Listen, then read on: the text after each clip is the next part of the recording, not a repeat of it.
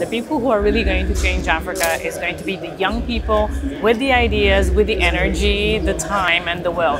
So you still have all that energy and all those ideas to make a difference, and that's great. When we look at how our population is going to grow over the next 20 years, we're going to double. Yeah. So if you can think of a city like, let's say Johannesburg, it's going to be double.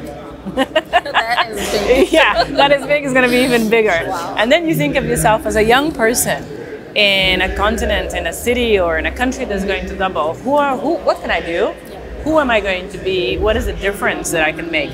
And I always say, if you find something to do that is meaningful, that actually means something to somebody, if you provide a solution that somebody else values, then you will be able to make money out of it. Because at the end of the day, business is about making money. Your business has to make money to survive and to grow. That is so true. So now, you spoke a lot about how we should take the fourth industrial revolution in our reality and look at what's currently in our surroundings in order for us to take advantage of it. Entrepreneur that's wondering, how do I actually involve myself in the fourth industrial revolution and capitalize on what's already in my environment?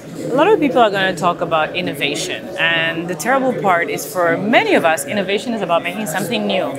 Good news, it's not. You don't need to invent anything. To innovate is about taking something that already exists, a solution that already exists, and making the experience of that solution a little bit better. You spoke as well that Black female-owned businesses are the fastest growing force in America, and we're not really seeing that in Africa. Yeah. You know, what would be some of the challenges that some of the Black women, especially entrepreneurs, will be facing based on your experience? Yeah, and absolutely. I think that girls have to be put first, because girl's a mom.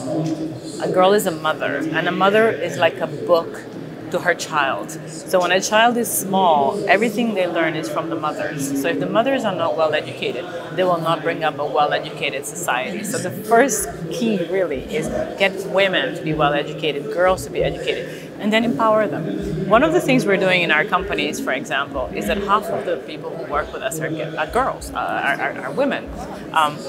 Another thing that we do is we put women in leadership. So we really encourage them to become board directors, and that run over 30, 50, 100 people.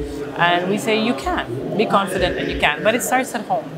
And this is what really worries me a lot in our continent, is that there's very small problems, like for example, the fact that girls don't have sanitary pads in rural communities. So when they don't have sanitary pads, they actually don't go to school.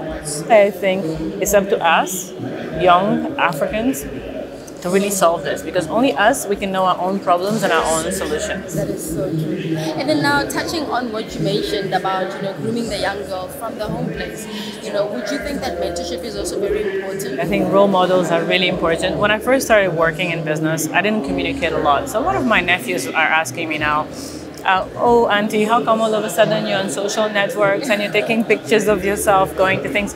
And I say, well, for many years I didn't communicate. I didn't think that it was important, because for me what was important was to build sustainable businesses, to create jobs, to employ people and to develop my economy. But then I began to realize that if I could inspire others, if I could become a role model to other girls, and if they could be hundreds or thousands of girls like me, then we could really make a difference.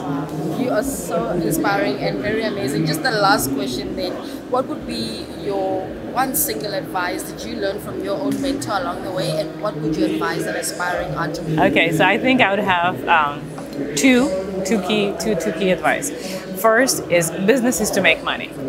So some people come to me and they say, oh, I have this great business idea, and at the end of the day I say, well, does your idea make money? If your idea doesn't make money, it cannot be a business. So make sure that you have an idea that can actually make money. And the second thing is, don't be afraid to make mistakes. And if you fail, it's okay.